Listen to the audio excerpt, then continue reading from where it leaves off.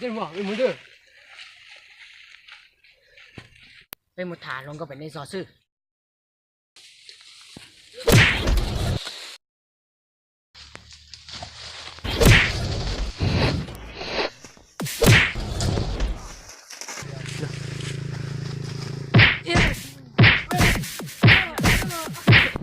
Dân mở thả luôn có gió biết giò.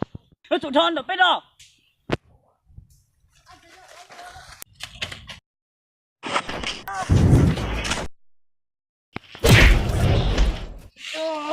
Dân mở, thôi gì tôi bây giờ.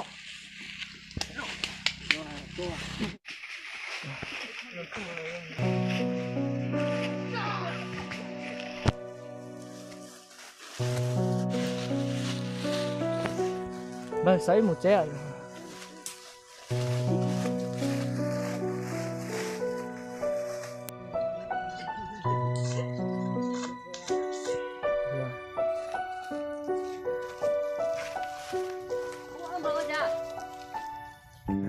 Một thả luôn có bé mà ba lá bé đầu.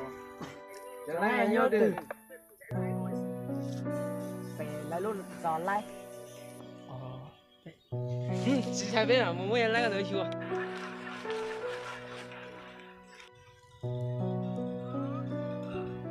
Đấy còn đây. Mua, mua.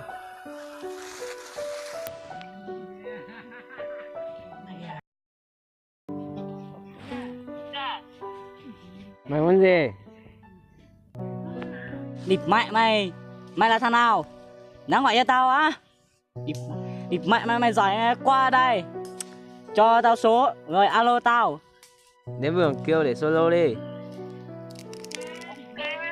Số này tụi lôi tụi tao ơi, nếu tụi tao tối tụi mày chết hết mẹ rồi.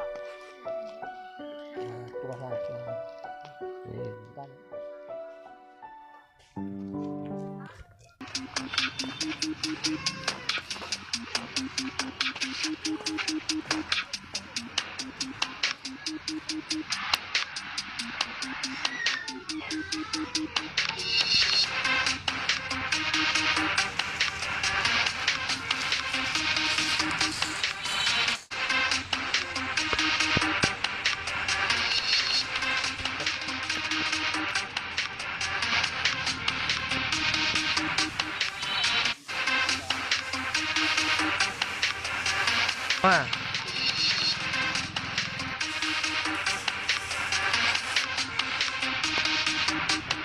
Chúng mày muốn gì á?